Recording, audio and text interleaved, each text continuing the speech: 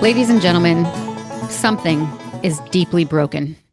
When ordinary American citizens are dying or being arrested because they believe they're fighting for the greater good, we have a problem, a major problem in Minneapolis that is spreading like a poison.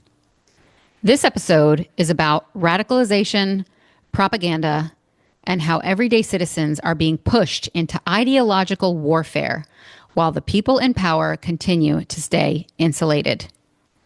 I want to talk about two recent Minneapolis area incidences that expose this disease.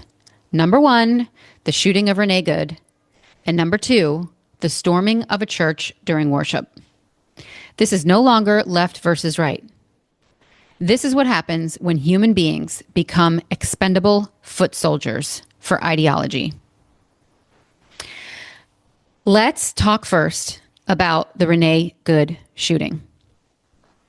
I am not here to state my opinion on whether this was warranted or unwarranted, legal or illegal.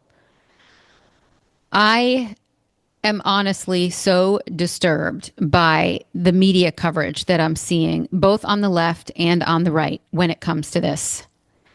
We are completely stripping away who these people are, Renee Good and Jonathan Ross, the ICE agent who shot her. We are stripping away the fact that these were two human beings and immediately rushing to the left versus right, the good guy versus the bad guy. If we just stop for a minute and remember that these are two people that we are talking about who have families and people who love and care about them. Two people with two completely different ideologies, potentially, and just ways of thinking. Renee Good, as we know, was a wife and a mother. Also, a poet, an English teacher, and a business owner. Someone who genuinely believed that she was acting morally. She is not a cartoon villain. She is a real human being. For those people on the right who want to portray her as this evil, horrible person, please understand that somewhere along the line, Renee Good, like many others that are out there in Minneapolis and other places in this country, have been literally brainwashed and propagandized to believe that ICE agents are all evil, that federal agents are fake police, that resistance is their moral duty as citizens. And regardless of what you think about her, she genuinely believed that she was part of something bigger than herself. That belief doesn't make her evil, but it did, unfortunately, make her dangerous. And it greatly contributed to the fact that she is no longer going to be there for her children moving forward. I really cannot stress enough that it is absolutely heartbreaking that she was killed. And that is not me saying that the ICE agent who shot her is a horrible human being. I want to highlight some things about Jonathan Ross that people may not know about. And when you're listening to different news outlets and they're talking about ICE agents as if they're just a bunch of rookies, let me educate you on who Jonathan Ross actually was. He was literally a decorated war veteran. He served over a decade at Homeland Security and worked under Obama himself. He was tasked with targeting high-value criminals. He is a husband and a father who had been previously dragged 300 feet by a criminal, undocumented immigrant shortly before this incident with Renee Good. Until the moment of that shooting, he was considered a hero who was doing dangerous work on behalf of all American taxpayers. The same people who once praised federal agents are the same people who now call them the Gestapo. ICE enforces laws passed by Congress, ladies and gentlemen. Resisting federal officers is no different than resisting police. This is what is getting people killed when reality is replaced with frankly stupid slogans. The bigger problem here, which I highlighted in my intro, is the propaganda coupled with the mental health crisis in this country. We are being propagandized at warp speed. This is because of the internet and because of social media and instant narrative warfare. You will see identical headlines replicated across mainstream media platforms. Things like fake police, concentration camps, or fascists are commonly used from left-leaning outlets. The truth is, there's a cult mentality on both sides. No matter how you look at it, MAGA is a cult, and so are these radical anti-ICE activists. They both require a high level of moral certainty. They both require a dehumanization of their fellow citizens, and they both require blind loyalty. When you see not even one thing wrong with an ideology that you are subscribing to, you need to take a step back because there is no such thing as perfect. There is no perfect group, no perfect way of thinking, no perfect human being. Everybody just wants to be able to divide these things into good versus evil. But the reality is much messier and much, much more dangerous. I want to give you all an immigration reality check. The historical truth here is that Bill Clinton, Hillary Clinton, and Barack Obama all have made bold statements about undocumented immigrants, who they previously called illegals, by the way, which apparently you're not allowed to say that anymore. And bear with me here while I look at my notes because I want to make sure that I get all this data right. All right. Let's remember, first and foremost, that it was Obama who built the cages at the border. He said in a speech, if you are a criminal, you will be deported. This is what he said about, at that time, what he called illegal immigrants. Hillary Clinton said, I think we need to have tough conditions. Tell people, come out of the shadows if they have committed a crime. Deport them. No questions asked. They're gone. And Bill Clinton said, all Americans are rightly disturbed by the large number of illegal aliens entering our country. The jobs they hold might otherwise be held by citizens or legal immigrants. The public services they use impose burdens on our taxpayers. Deporting twice as many as before is a statement that he made based on the laws he was about to pass, that he would deport twice as many as before. And he also said, we will try to do more to speed the deportations of illegal aliens. He said, we are a nation of immigrants, but we are also a nation of laws. So when Clinton says it, it's okay. When Obama says it, it's okay. But when Trump says it, he's a racist, fascist Nazi, and ICE is the new Gestapo.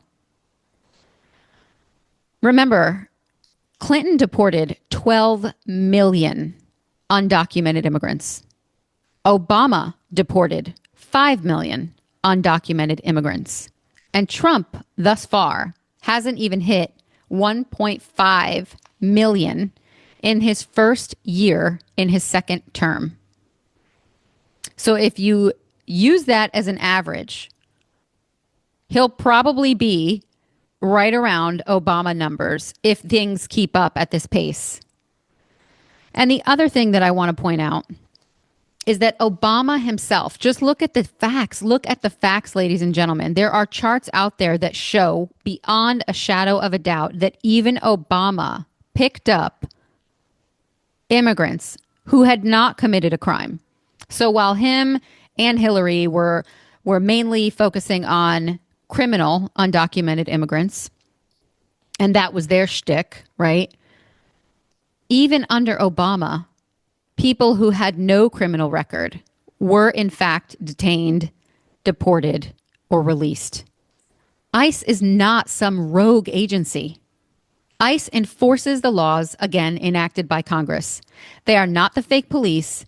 They are a federal law enforcement, point blank, period. What really frustrates me is the victims that we don't protest for. I want to take some time now to focus on some of those victims, because the truth is there is no perfect way, regardless of what you think, sitting in your living room or in your office cubicle or wherever you are working or listening to this podcast today. It doesn't matter what you think you can do to deport undocumented immigrants more fashionably, more thoughtfully than Trump.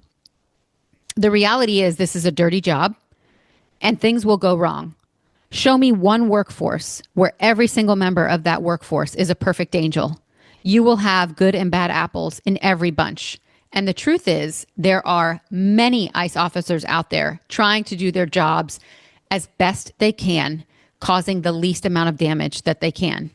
It's my understanding that under Obama, they would go to people's houses in the night, under the cover of night.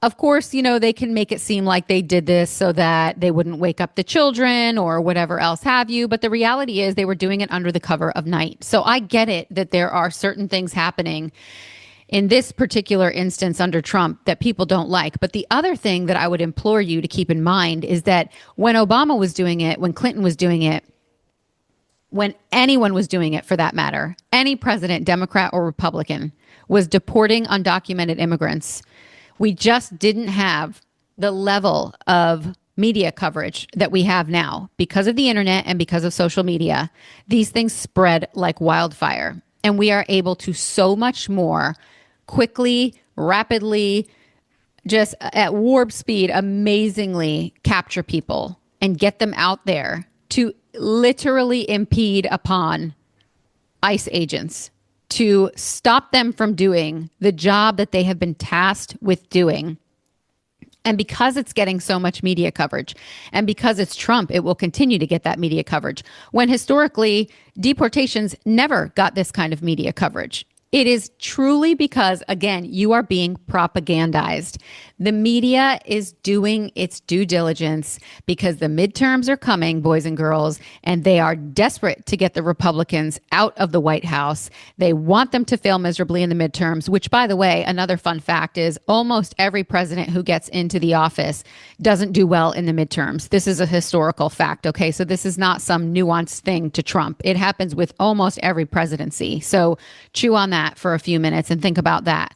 The reality is everyone wants to make Trump look bad, who's anti-Trump or who is literally suffering from the real condition of Trump derangement syndrome. And so they will send the cameras out. They will send the people out, regardless of all of these poor individuals who are getting hurt and or killed in the process of trying to fight this fight, which would have never happened under any other president except Trump. And again, this is all thanks to the media that's covering this in such a despicable fashion. So again, I want to go back to the victims that we don't protest for. So let's dig into those, okay?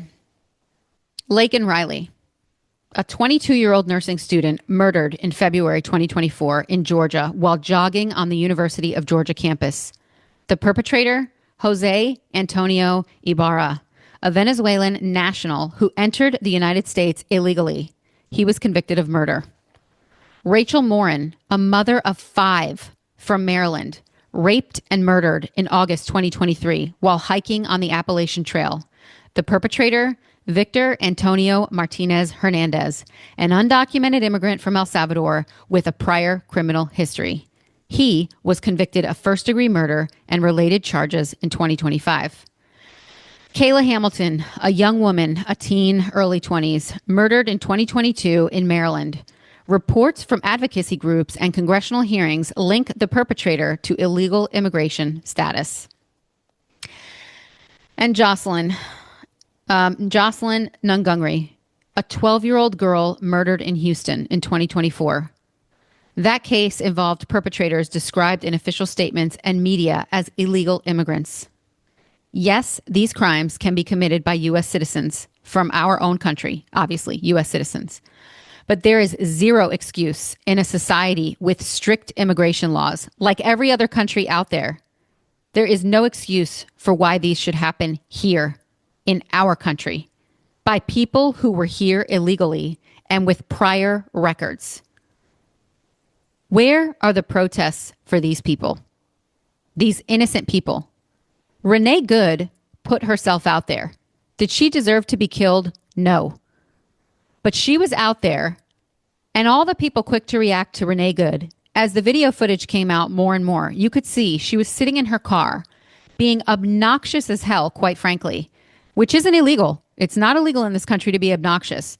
I would love to see her, or anyone else for that matter, try that kind of behavior in Iran, for instance. You're not going to do it, okay? It's not going to happen.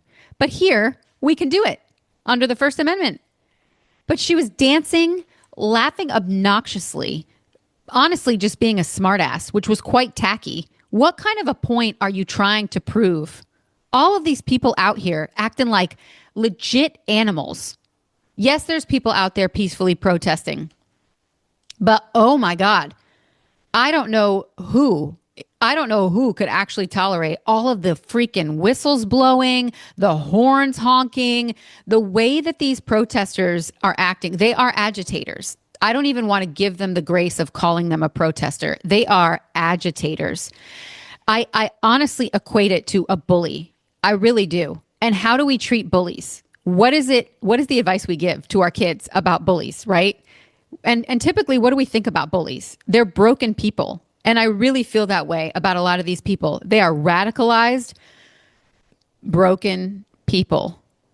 And I know a lot of people are going to say that this is ridiculous, but honestly, they need prayers. I don't even know what else to say about these people, because there is no reason why Renee Good shouldn't be here today with her children. And in my mind, the people who radicalized her should truly feel the weight of her death, more so than the ICE agents out there doing their job while these agitators continue to go out and literally just get in the way. I want to talk about some of the people who were arrested and convicted of the crimes against these innocent Americans that I just named: Laken, Rachel, Kayla, and Jocelyn.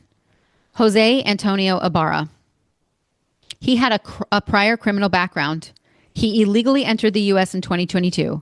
He was arrested in New York shortly after for charges including acting in a manner to injure a child and motor vehicle license violations. He was released before the Riley murder.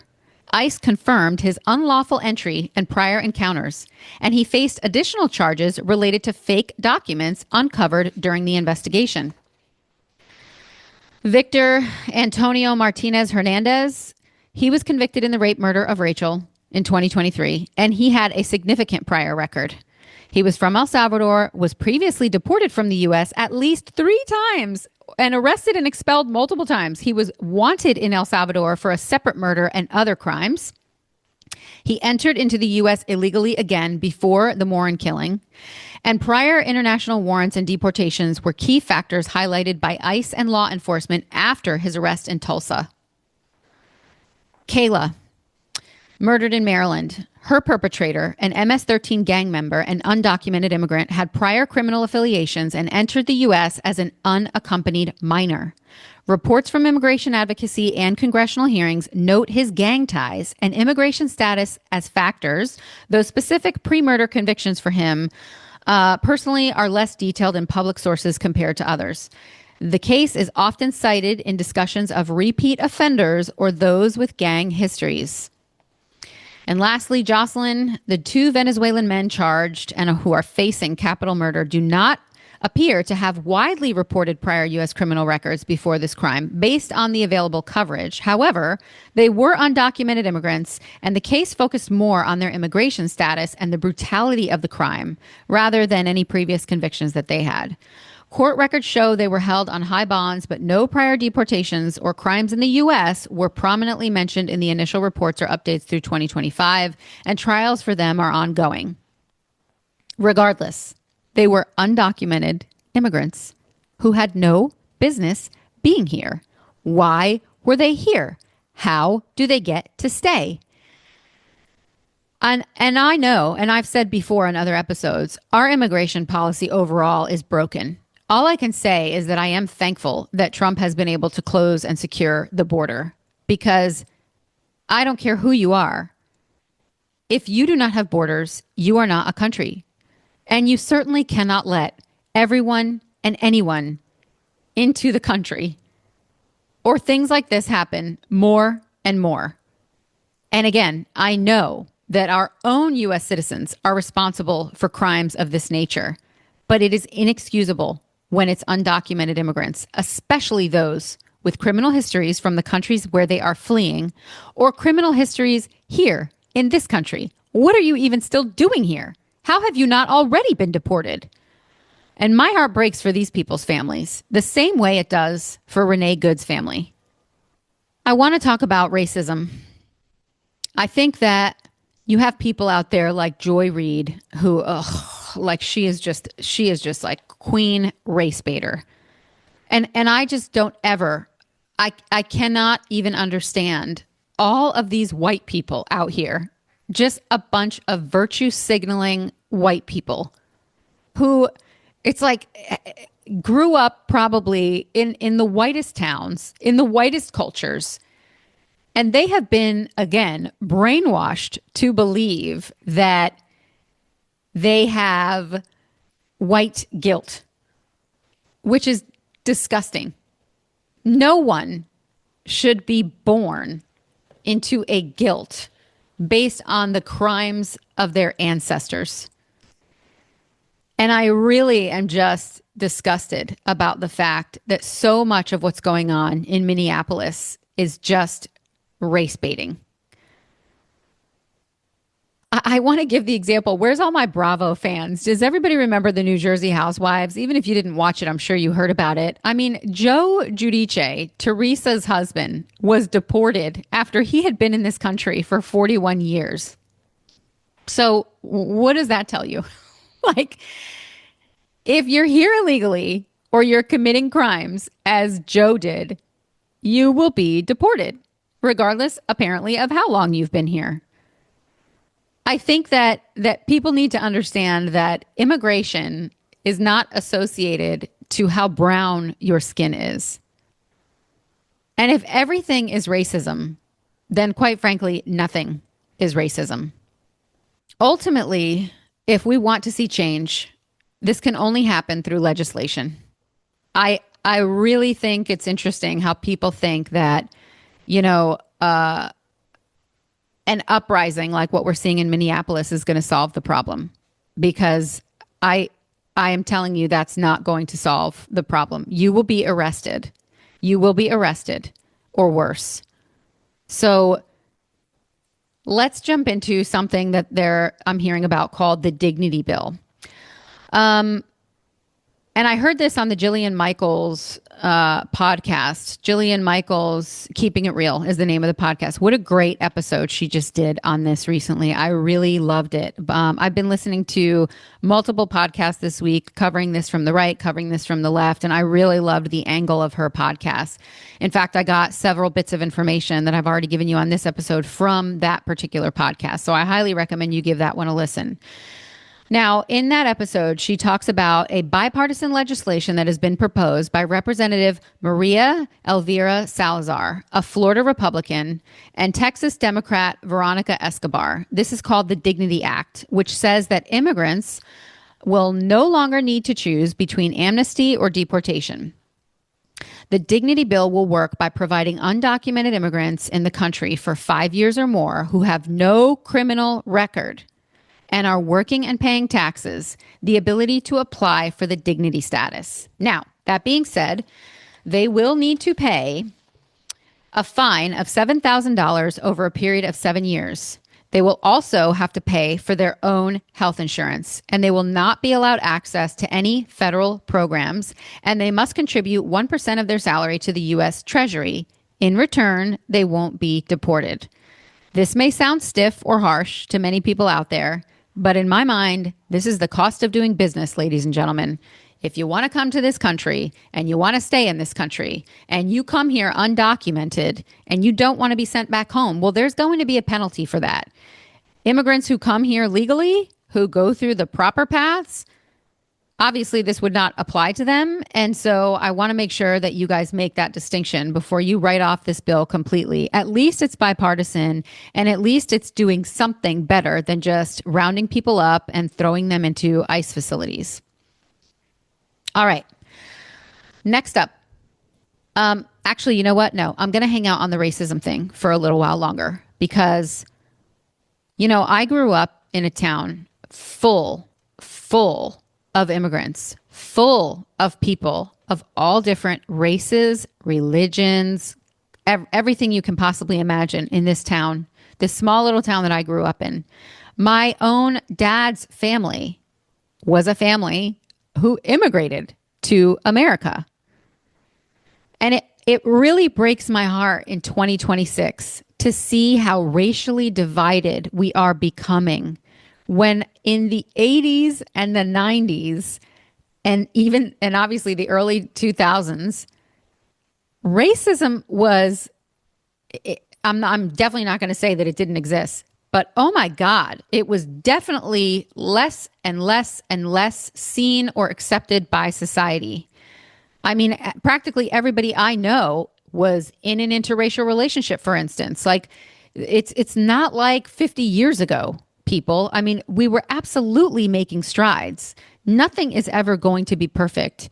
You cannot cure people of negative thinking. You cannot cure people of racism unless they want to change. But the reality is we were a country moving in the right direction. And of every other nation out there, do you see China letting all these people in? Do you see people just banging down the doors of China to get into China, or Iran or Iraq or anywhere in the Middle East or Russia? I mean, do you see people just like storming and just desperately trying to get in? No. Where do you see them going? The UK? That's a whole other mess. That's an episode for another day. And America. I mean, if America was so bad, if America was so racist, why do so many people still want to come here? Stop believing what you are hearing from Joy Reid and MSNBC and CNN and NPR. Stop listening to these ridiculous, these people, oh my God, these people suffering from this white fragility and this white guilt and this white everything. It's like everything is race washed. It's just disgusting. And I don't understand how people don't see how divisive this is. This is so unbelievably divisive. Why are we focusing so hard on color in 2026? What is happening? It is almost as if the powers that be actually want to reignite the fires of racism that we were so clearly moving away from. The next story I want to talk about is the church storming. This is a perfect example of when activism turns into intimidation. So what happened here? Essentially, protesters, aka agitators, stormed into a church during worship. They targeted a pastor for his alleged role in ICE, and they live streamed this intimidation. Let me dive into my notes on this so I don't mess anything up here, because this one really melted my butter. Okay. Among the agitators, that's what I'm going to call them, because that's what they were doing. A man named William Kelly. This guy is the epitome of an attention-seeking psychopath, screaming into people's faces at the top of his lungs. Things like, "Where are you? Where are your people? You drink your coffee." Apparently coffee equals privilege now, you guys. You got your jewelry, you got your nice clothes, but what do you do to stand up for your Somali and Latino communities? First of all, how does William Kelly know what these people are doing when they're not going to church? He doesn't know. For all he knows, these churchgoers actually do stand out in some of these protests. So how dare you go into this church and claim to say or claim to think that you know who all of these people are and what they are all about simply because one of their pastors might be an ICE agent? What a disgusting thing for you to do, to go into a church and truly frighten people, children included, and you have the audacity to scream out shame, to scream it out repeatedly, shame, shame, shame. The only person who bears any shame here is you and the rest of your brainwashed zombie crew. I mean, to sit there and say, how can you not stand up for your Somali and Latino communities? How dare you? You don't know what these people are doing in their life outside of church. And you think that by going into the church, that's what you're doing? You're standing up for the Somali and Latino communities? No, you are embarrassing yourself. And you have since been arrested. Thank God. I just can't, I cannot understand. I cannot understand. I love how everybody seems to think that only people of color are impoverished people. Has anybody ever been to Appalachia, however you pronounce it, tomato. I mean, I could take you to some trailer parks in Florida and introduce you to some poor white people. Poverty does not care about the color of your skin. There are many impoverished white people in this country, just as there are many impoverished black and brown people in this country. I don't understand how these people can feel so virtuous and justified to scream things like, look at all these comfortable white people. Also, this dude is white, another virtue signaler. Okay. All these comfortable white people. Excuse me.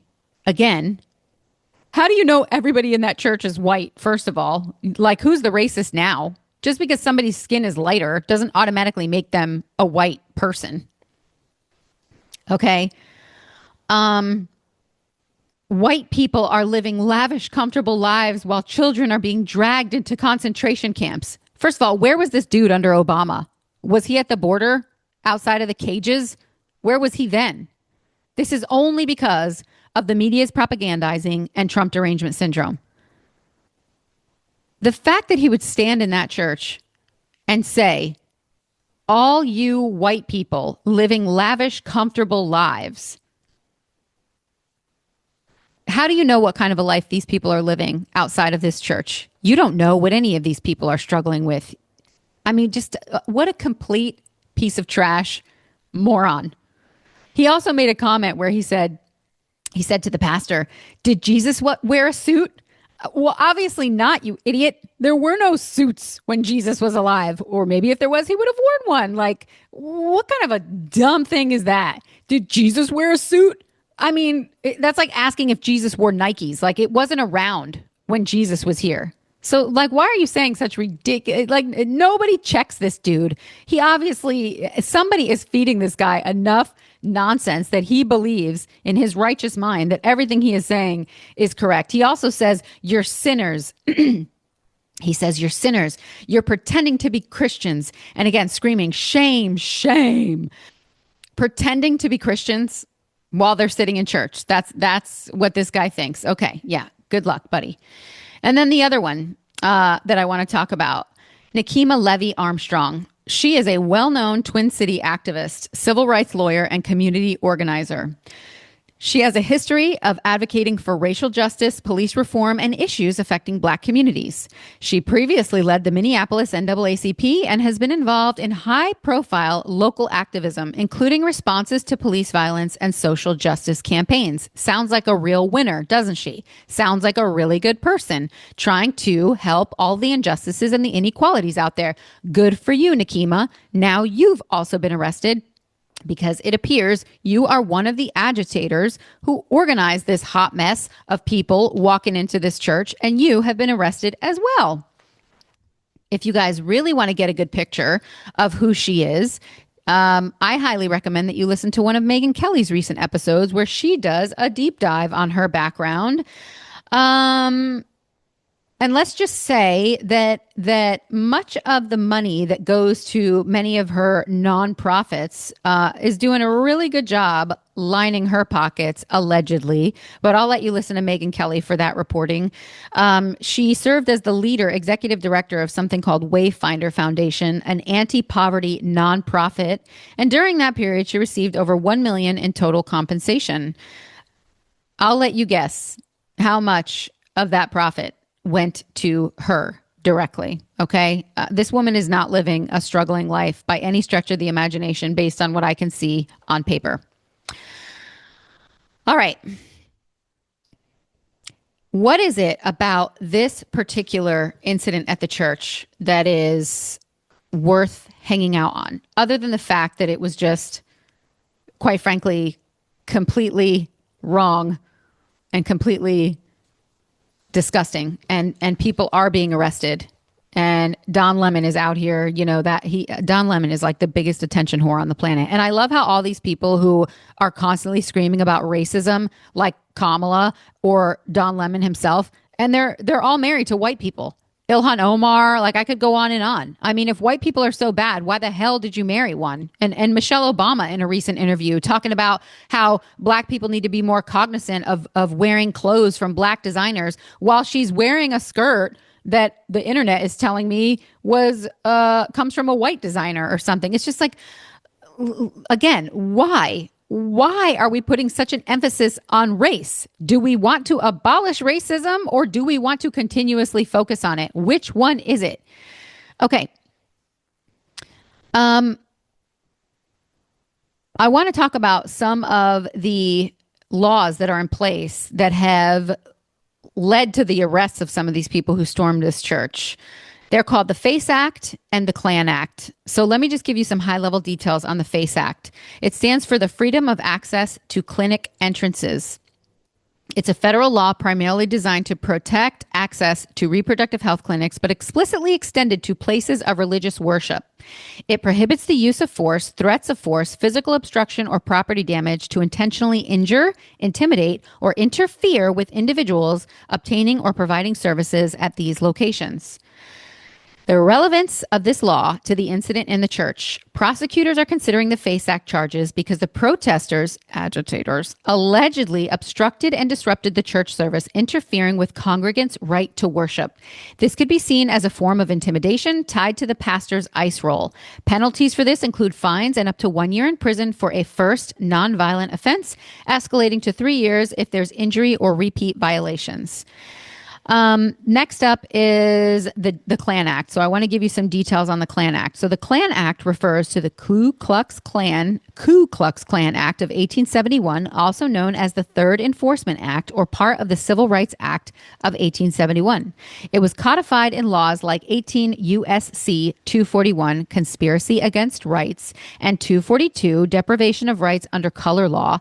Enacted during Reconstruction to combat KKK violence, it criminalizes conspiracies by two or more people to injure, oppress, threaten, or intimidate individuals in the free exercise of federally protected rights, such as voting, assembly, or religious practice.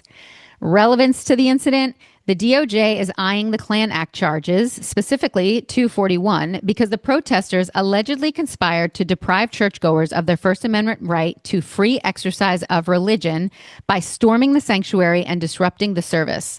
Legal experts like Harmeet Dillon, I think I'm saying her name wrong, Harmeet Dillon, have highlighted this as a pathway, drawing parallels to historical uses against hate groups. Penalties can include fines and up to 10 years in prison or life if death results. So these are the two acts that they're trying to bring some of these people who went into this church up on. And this should give people some true cause to pause. What difference are you making going into a church screaming, hands up, don't shoot? Screaming shame into the faces of people. How can you possibly justify that? How can you possibly justify that? Do you not know? I guess they didn't know that worship is constitutionally protected. And this completely crosses over the line from protest into coercion. I really think people need to understand you don't get to violate someone else's rights just because you feel righteous. All right, all.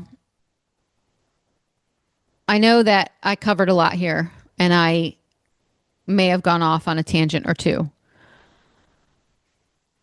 I, again, am not saying that there are no injustices in this country, but I am really getting sick and tired as a citizen of this country. I am really getting sick and tired of people constantly crapping all over her and making it seem like the entirety of her population is a bunch of racist bigots. I am honestly getting sick and tired of what I am seeing on the news in Minneapolis. And yes, I could probably do a news cleanse, but it is important to me to know what is going on in the country to which I am a contributing, tax-paying citizen. It is important to me to understand because in my mind, like no one is safe from this poison. If it can happen in Minneapolis, it can happen anywhere. And I certainly do not want it to happen where I live, where I am. And I find it incredibly telling that the places where this chaos seems rampant and prevalent are typically Democrat-run states, towns, counties. You cannot let people get in the way of ICE operations, period. And if Trump does send in the National Guard or who knows who else, and maybe he's already sent them in by the time this episode gets published, who knows? But how can these people even afford to be out in the streets? Someone tell me, does no one work? Does no one have a job? And maybe that's what's contributing to this. The fact that we are a country in trillions of dollars of debt and people struggling to get jobs or to keep a roof over their family's head or living paycheck to paycheck, you are going to have an angry mob on your hands. Something's got to give, people.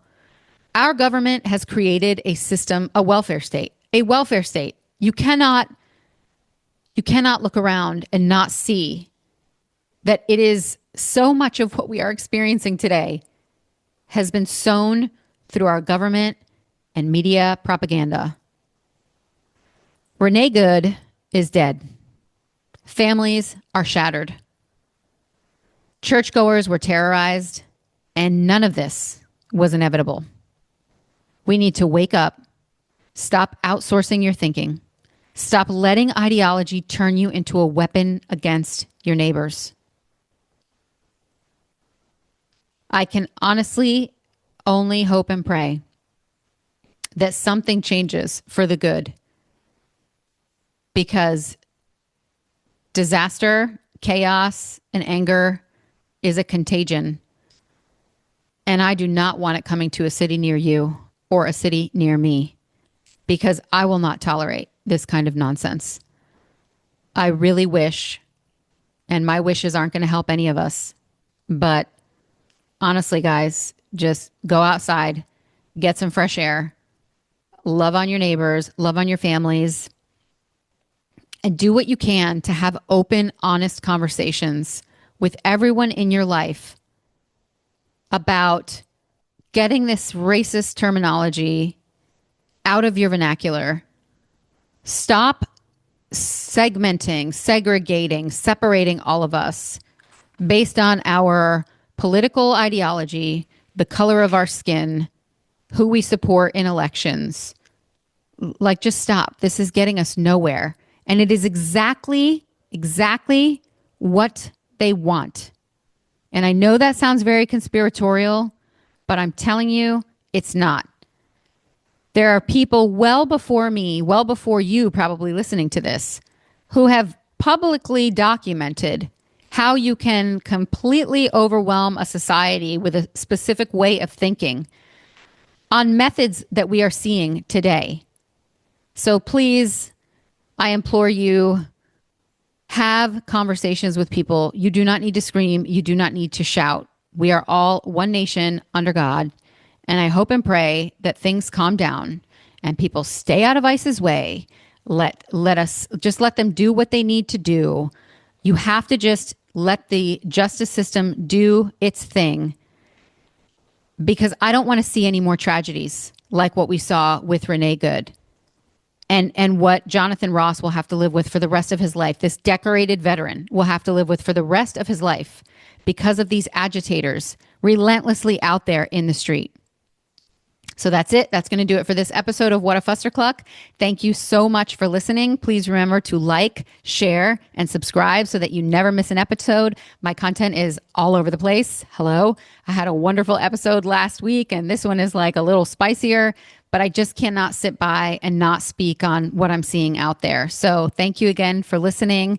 Email me whatafusterclucklk@gmail.com with show topics that you'd like to hear me talk about or guests that you'd like to propose that I have on. Have a great day, and thanks again for listening.